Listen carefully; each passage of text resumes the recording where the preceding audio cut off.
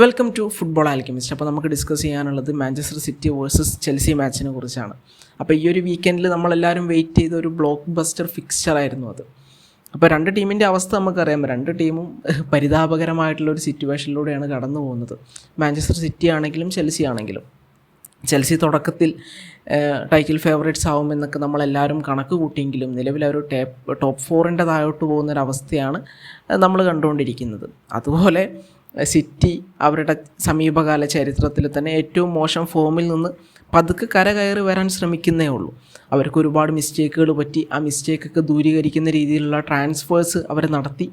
ഇനിയും ട്രാൻസ്ഫേഴ്സ് നടക്കാനുണ്ട്. സോ അങ്ങനെയൊക്കെയാണ് രണ്ട് ടീമിൻ്റെയും അവസ്ഥ എന്ന് പറയുന്നത്. അപ്പോൾ ഈ ഒരു മത്സരത്തിലേക്ക് വരുന്ന സമയത്ത് മത്സരം നടന്നിട്ടുണ്ടായിരുന്നത് എത്തിഹാദിൽ വെച്ചിട്ടാണ്. അപ്പം സിറ്റിൻ്റെ സ്റ്റാർട്ടിംഗ് ലെവലിൽ ആരൊക്കെയാണുള്ളത്? അവിടെ രണ്ട് പ്രധാനപ്പെട്ട ആളുകളുള്ളത്. ഡിഫൻസിൽ അബ്ദുൽ ഖാദിർ ഗുസനോവും അതുപോലെ തന്നെ അറ്റാക്കിൽ ഒമാർ മർമൂഷുമാണ്. രണ്ട് പേരുടെയും പ്രീമിയർ ലീഗിലെ ഫസ്റ്റ് മാച്ചാണെന്ന് ഓർക്കണം. അങ്ങനെ മത്സരം തുടങ്ങി അബ്ദുൽ ഖാദിർ ഗുസനോവിൻ്റെ ഒരു എററിൽ നിന്നാണ് നോനി മദ്വയ്ക്ക് ആ ഗോൾ നേടുന്നത്. അതായത് അവിടെ നിന്ന് ഗുസനോവിൻ്റെ അടുത്ത് നിന്ന് ബോൾ പിടിച്ചെടുത്ത ജാക്സൺ അത് മദ്വയ്ക്കേക്ക് കൊടുക്കുന്നു. മദ്വയ്ക്ക് അത് പോസ്റ്റിലേക്ക് തട്ടിയിടുന്നു. അപ്പം തൻ്റെ ഒരു ഡ്രീം ഡെസ്റ്റിനേഷനിലേക്ക് എത്തിയിട്ട് ആദ്യത്തെ 2 മിനിറ്റ് തന്നെ ഇത്രയും വലിയൊരു എറർ ഗുസനോവിൻ്റെ അടുത്ത് സംഭവിക്കുക എന്ന് പറഞ്ഞു കഴിഞ്ഞാൽ അതെന്താ പറയുക, അത് ഒരു പ്ലെയറും അങ്ങനെയൊന്നും നടക്കാൻ ആഗ്രഹിക്കുന്നൊരു കാര്യമല്ല. അപ്പം ടോട്ടലി എല്ലാവരും സർപ്രൈസ്ഡ് ആയിപ്പോയി. അപ്പം നമ്മൾ ഗുസനോവിൻ്റെ കാര്യം മനസ്സിലാക്കേണ്ടത് എന്താണെന്ന് വെച്ച് കഴിഞ്ഞാൽ ആൾ വന്നത് പുതിയൊരു ലീഗിലേക്കാണ്. ഫസ്റ്റ് ഗെയിമാണ്. അതും സ്റ്റാർട്ടറായിട്ട് ആളെ ഇറക്കുന്ന ആരും പ്രതീക്ഷിച്ചിട്ടില്ല. അതാണ് സത്യം. പിന്നെ ഒന്നാമത് ഇപ്പോൾ ഗുസനോവിനെ കുറിച്ചൊക്കെ നമ്മൾ വീഡിയോയിൽ ഡിസ്കസ് ചെയ്യുന്ന സമയത്ത് പറഞ്ഞുള്ള കാര്യമാണ്, ആൾ ഓൺ ദ ബോൾ സുപ്പീരിയർ ഒന്നുമല്ല. ഓൺ ദ ബോൾ പാസ് ചെയ്യാനാണെങ്കിലും ബോൾ ഹാൻഡിൽ ചെയ്യാനൊക്കെ ആണെങ്കിലും ആൾക്ക് പ്രശ്നങ്ങളുണ്ട്. അത് പെപ്പിൻ്റെ അണ്ടറിൽ വന്നു കഴിഞ്ഞാൽ ഇമ്പ്രൂവ് ആവണം എന്നാണ് നമ്മളൊക്കെ വീഡിയോയിൽ പറഞ്ഞിട്ടുണ്ടായിരുന്നത്. So all on the ball ഇന്നലെ ആളുടെ ഒരു ഫസ്റ്റത്തെ ഒരു 6 പാസുകളിൽ 3 മിസ് പാസുകളായിരുന്നു. ആ 3 വേണമെങ്കിൽ ഗോളിലേക്ക് പണിഷ് ചെയ്യപ്പെടാൻ പറ്റുന്ന സംഗതികളായിരുന്നു. അപ്പം അങ്ങനെ ആ ഒരു ഫസ്റ്റത്തെ 10 മിനിറ്റ് കംപ്ലീറ്റ്ലി ഷെയ്ക്കായിരുന്നു അബ്ദുൽ ഖാദിർ ഗുസനോവ്. പിന്നീടും പല മൊമെൻറ്റിലും ഷെയ്ക്ക് ആവുന്നുണ്ട്. പക്ഷേ ആൾ കുറച്ച് മൊമെൻറ്റം ഗെയിൻ ചെയ്തിട്ട് ആ ഒരു 50-ാം മിനിറ്റിൽ ജോൺ സ്റ്റോൺസ് വരുമ്പോൾ സബ്സ്റ്റിറ്റ്യൂട്ട് ചെയ്യപ്പെടുന്നവരെ ആൾ പിന്നീട് വലിയ തരക്കേടില്ലാതെ കളിക്കുന്നുണ്ട്. ആ ഒരു ഫസ്റ്റത്തെ 10-15 മിനിറ്റ് മാറ്റി നിർത്തി കഴിഞ്ഞാൽ കുഴപ്പമില്ലാതെ കളിക്കുന്നുണ്ട്. 20 വയസ്സേ ഉള്ളൂ.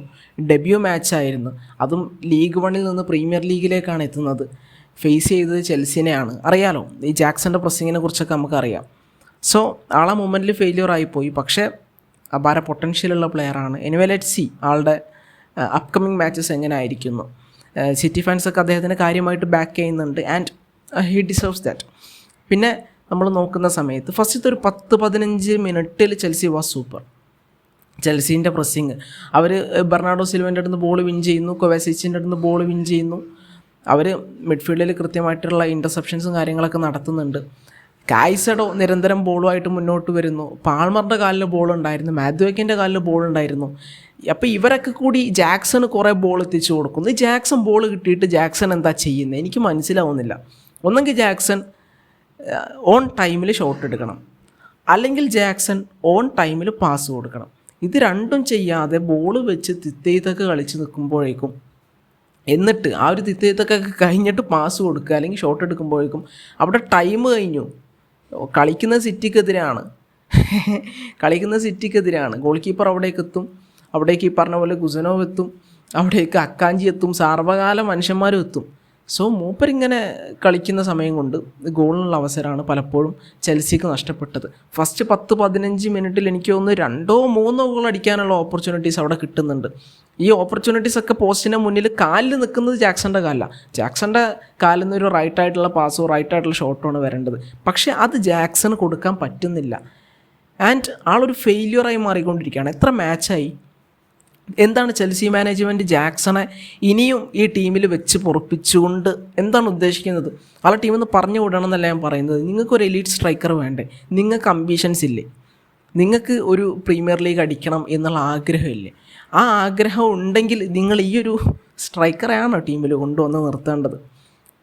മിഡ്ഫീൽഡിൽ കുറേ ഇൻവെസ്റ്റ് ചെയ്യുന്നുണ്ട്, വിങ്ങേഴ്സിൽ കുറേ ഇൻവെസ്റ്റ് ചെയ്യുന്നുണ്ട്. അപ്പോൾ എന്താ സ്ട്രൈക്കേഴ്സിൽ ഇൻവെസ്റ്റ് ചെയ്താൽ എന്താ പ്രശ്നം?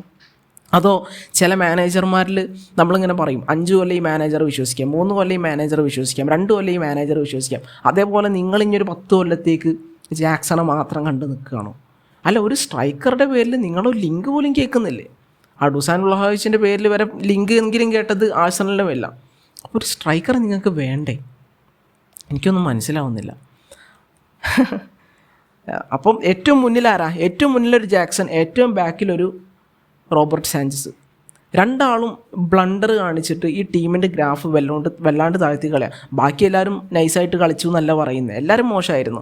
അത് 10-15 മിനിറ്റിന് ശേഷം കായ്സഡോ ആണെങ്കിലും ഡിഫൻസ് ആണെങ്കിലും അതുപോലെ തന്നെ എൻസോ ഫെർണാണ്ടസ് ആണെങ്കിലും കോൾ പാമർ ആണെങ്കിലും പകരക്കാരായി വന്നിട്ടുള്ള എൻകുങ്കു ആണെങ്കിലും പെട്രോനെറ്റ് ആണെങ്കിലും മാത്യുവയ്ക്ക് ആണെങ്കിലും ടോട്ടലി മോശമായിരുന്നു. പക്ഷേ ഈ ഗെയിം കൺട്രോൾ എടുക്കാൻ പറ്റുന്ന പല മൊമെൻറ്റ്സും ജാക്സണ് കിട്ടുന്നുണ്ട്. ജാക്സൺ അവിടെ ക്ലച്ചായി മാറുന്നില്ല. ആൻഡ് പ്രോപ്പറായിട്ട് ഹാൻഡിൽ ചെയ്യാൻ പറ്റുന്ന പല മൊമെൻറ്റ്സും എന്തൊക്കെ കാട്ടിക്കൂട്ടി ഇല്ലാണ്ടാക്കുകയാണ് ഈ റോബർട്ട് സാഞ്ചസ്. ഈ 2 പൊസിഷനിലെങ്കിലും നിങ്ങളൊരു മാറ്റം കൊണ്ടുപോകാം. പൊന്നാര മാനേജ്മെൻറ്റ്, നിങ്ങളിപ്പോൾ ഗർണാച്ചോനെ കൊണ്ടുവരാൻ ശ്രമിക്കുന്നു. ആർക്ക് വേണ്ടിയിട്ടാണ് ഈ ഗർണാച്ചോ? എവിടെ കളിപ്പിക്കാനാണ് ഗർണാച്ചോ? അടുത്ത സമ്മറിൽ നിങ്ങളുടെ ടീമിലേക്ക് ഇനി 2-3 ടോപ്പ് അറ്റാക്കേഴ്സ് വരുന്നുണ്ട്. മറ്റേ എസ്താവോ വില്യനും കെൻറി പായസം. അതിൻ്റെ ഇടയിൽ നിങ്ങൾ എവിടെ ഈ ഗർണാച്ചോനെ കുത്തി കയറ്റും? അപ്പം ഈ മാനേജ്മെൻറ്റ് ഇനി കുറച്ചെങ്കിലും സെൻസിബിളായിട്ട് ചിന്തിക്കുക, ചെൽസിൻ്റെ മാനേജ്മെൻറ്റ്. ഇപ്പോൾ ഈ ഒരു മാച്ച് എന്ന് പറഞ്ഞു കഴിഞ്ഞാൽ ചെൽസിക്ക് വിജയിക്കാൻ പറ്റാത്ത, അല്ലെങ്കിൽ അറ്റ്ലീസ്റ്റ് ഡ്രോയിൽ പോലും എത്തിക്കാൻ പറ്റാത്തൊരു മാച്ചൊന്നുമല്ല. ഇതൊക്കെ ചെൽസിക്ക് എടുക്കാൻ പറ്റുന്ന മാച്ചാണ്. സിറ്റിൻ്റെ ഡിഫൻസിൽ പ്രശ്നങ്ങളുണ്ട്, സിറ്റിൻ്റെ മിഡ്ഫീൽഡിൽ ഇപ്പോഴും ആ പ്രശ്നങ്ങളുണ്ട്. അവിടെ ഗുസനോ വന്നിട്ട് ഗുസനോവിൻ്റെ ഓഫ് ദ ബോൾ മൂവ്മെൻറ്റിലും ഗുസനോവിൻ്റെ കോൺട്രിബ്യൂഷനിലും അവിടെ ഫോർഡൻ സ്റ്റെപ്പപ്പ് ചെയ്ത് കാരണം, ഹാലൻഡ് സ്റ്റെപ്പപ്പ് ചെയ്ത് കാരണം അവർ 3 ഗോൾ അടിച്ച് മുന്നോട്ട് വന്നു. പക്ഷേ അവരുടെ മിഡ്ഫീൽഡിലും ഡിഫൻസിലും പ്രശ്നങ്ങളുണ്ട്. ഇതൊന്നും ക്യാപിറ്റലൈസ് ചെയ്യാൻ എൻസോ മറസ്കക്കോ ചെൽസിയിലെ പ്ലെയേഴ്സിനോ പറ്റില്ല എന്ന് പറഞ്ഞു കഴിഞ്ഞാൽ എന്താ ഞാൻ പറയുക, അത് ഭയങ്കര മോശമായിട്ടുള്ള കാര്യമാണ്. ഓക്കെ, അപ്പോൾ ചെൽസിനെ കുറിച്ച് അതാ പറയാനുള്ളത്. അട്ടർ വേഴ്സ്റ്റ് ഡിസ്പ്ലേ ചെൽസിൻ്റെ സൈഡിൽ നിന്ന് ആ ഒരു 15 മിനിറ്റിന് ശേഷം. പിന്നെ നമ്മൾ സിറ്റിൻ്റെ സൈഡിലേക്ക് വരുവാണെങ്കിൽ ആ ഒരു ഗോൾ കൺസീഡ് ചെയ്തതിന് ശേഷം ഒരു 10-15 മിനിറ്റിന് ശേഷം അവർ ഉണർന്ന് കളിച്ചു. അവർ പ്രോപ്പർ പൊസഷൻ കൺട്രോളിൽ വെച്ചു. മാച്ചിൽ ചെൽസി 7 ഷോട്ട് എങ്ങാനും എടുത്തിട്ടുണ്ട്. എനിക്ക് തോന്നുന്ന 7 ഷോട്ടിൽ 6 ഷോട്ടും വന്നിട്ടുള്ളത് ആ ഫസ്റ്റ് 10-15 മിനിറ്റിലായിരിക്കും മിക്കവാറും. പിന്നെ പറയുകയാണെങ്കിൽ സിറ്റി അവരുടെ പ്ലാൻ പെർഫെക്റ്റായിട്ട് എക്സിക്യൂട്ട് ചെയ്തു. അതിൽ തന്നെ ഒമാർ മർമോഷ് നല്ല പെർഫോമൻസ് ആണ്. ആസ് എ ഡെബ്യൂട്ടൻ എന്നുള്ള രീതിയിൽ ആൾ നടത്തിയിട്ടുള്ളത്. ആളുടെ ഓഫ് ദ ബോൾ റൺസ് സൂപ്പറായിരുന്നു. പല സമയത്ത് ആൾ ഡിഫൻഡേഴ്സിനെ വല്ലാണ്ട് ഇടങ്ങറാക്കുന്നുണ്ട്. കൃത്യമായിട്ടുള്ള സപ്പോർട്ട് ഹാലൻഡിന് കൊടുക്കുന്നുണ്ട്, ഫോർഡന് കൊടുക്കുന്നുണ്ട്. പിന്നെ ഡിഫെൻസീവ്ലി ആൾ അത്യാവശ്യം വർക്ക് എടുക്കുന്നതായിട്ട് നമുക്ക് കാണാം. പല സമയത്തും ആൾ മധ്യവെക്കനെ പോയിട്ട് ഡിസ്പോസ് ചെയ്യുന്നുണ്ട്. അപ്പം ടോപ്പ് പെർഫോമൻസ് ആണ് ഒമാർ മർമൂഷിൻ്റെ സൈഡിൽ നിന്ന് കണ്ടിട്ടുണ്ടായിരുന്നത്. പിന്നെ ഹാലൻഡ് ഗോളടിച്ചു, ഫോർഡൻ ഗോളടിച്ചു. ഇതൊക്കെ അവർക്ക് വല്ലാത്ത ബൂസ്റ്റ് നൽകുന്ന സംഗതികളാണ്. മർമൂഷ് ഒരു ഗോൾ അടിച്ചതാണ്, പക്ഷേ അത് ഓഫ് സൈഡായിരുന്നു. പിന്നെ സിറ്റിൻ്റെ മിഡ്ഫീൽഡിൽ നിന്ന് നല്ല രീതിക്ക് പെർഫോം ചെയ്യുന്നുണ്ട്. അതിപ്പോൾ കൺട്രോൾ എടുക്കുന്ന കാര്യത്തിലാണെങ്കിലും കൊവാസിച്ച് ആണെങ്കിലും ഗുണ്ടോനാണെങ്കിലും പ്രോപ്പറായിട്ട് പെർഫോം ചെയ്യുന്നുണ്ട്. അതുപോലെ തന്നെ ബെർണാർഡോ സിൽവൻ്റെ കേസിലേക്ക് വരുന്ന സമയത്തും ആളും നന്നായിട്ട് കളിക്കുന്നുണ്ട്. സോ ടോട്ടലി സിറ്റിൻ്റെ സൈഡിൽ നിന്ന് ഭയങ്കര നല്ലൊരു ഡിസ്പ്ലേ കണ്ടിട്ടുണ്ടായിരുന്നത്. അപ്പം എന്താ പറയുക, സിറ്റിൻ്റെ ആ ഒരു ഡിഫൻസിലെ മിസ്റ്റേക്ക്, ഗുസനോവിൻ്റെ അടുത്ത് വന്ന മിസ്റ്റേക്ക് മാറ്റി നിർത്തി കഴിഞ്ഞാൽ സിറ്റിൻ്റെ പ്ലാൻ പ്രകാരം കംപ്ലീറ്റ് മാച്ച് കൊണ്ടുപോകാൻ അവർക്ക് കഴിഞ്ഞിട്ടുണ്ട്. അപ്പോൾ മിഡ്ഫീൽഡിൽ അവർ കുറേ ഡ്യുവൽസ് വിൻ ചെയ്യുന്നു. അതുപോലെ തന്നെ വിങ് ബാക്സിൻ്റെ പെർഫോമൻസ് നമ്മൾ എടുത്ത് പറയേണ്ടതായിട്ടുണ്ട്. അതായത് നമ്മുടെ ഗോർഡിയോളും അതുപോലെ തന്നെ ന്യൂനസും ഇവർ നന്നായിട്ട് കളിച്ചിട്ടുണ്ട് കേട്ടോ. ഇവർ മിഡ്ഫീൽഡിൽ ഫ്രണ്ട് ത്രീൻ്റെ അങ്ങോട്ട് വരുന്നു, ഇവർ ഇൻവേർട്ട് ചെയ്ത് ഉള്ളിലേക്ക് കയറുന്നു, ബോക്സിലേക്ക് കയറുന്നു, ഷോട്ട് അടിക്കുന്നു. അങ്ങനെ ടോട്ടലി ചെൽസിൻ്റെ ഡിഫൻഡേഴ്സിനെ വല്ലാണ്ട് ഇടങ്ങറാക്കുന്നുണ്ട്. അതായത് സെൻറ്ററിലേക്ക് വരുന്ന സമയത്ത് ആരൊക്കെ ഉണ്ടാവും? അവിടെ ഒമാർ മർമൂഷ് ഉണ്ടായിരിക്കും, ഏർലിംഗ് ഹാലൻഡ് ഉണ്ടായിരിക്കും. ഇവർ രണ്ടാളും ഡിഫൻഡേഴ്സിനെ അട്രാക്റ്റ് ചെയ്ത് നിൽക്കുകയാണ്. അതിൻ്റെ ഇടയിലേക്കാണ് ആരൊക്കെ വരുന്നത്? നമ്മുടെ ന്യൂനസും അതുപോലെ തന്നെ ഗോർഡിയോളും വരുന്നത്. സോ ഡിഫൻഡേഴ്സ് വല്ലാണ്ട് ഡിസ്റ്റർബ്ഡ് ആവും.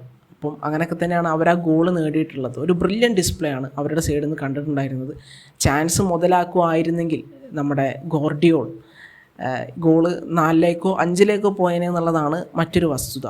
എനിവേ ഒരു സോളിഡ് ഡിസ്പ്ലേ, അവർ ടോപ്പ് 4-ലേക്ക് തിരിച്ചെത്തി. അത് തന്നെയാണ് ഏറ്റവും ഇമ്പോർട്ടൻ്റ് ആയിട്ടുള്ള കാര്യം.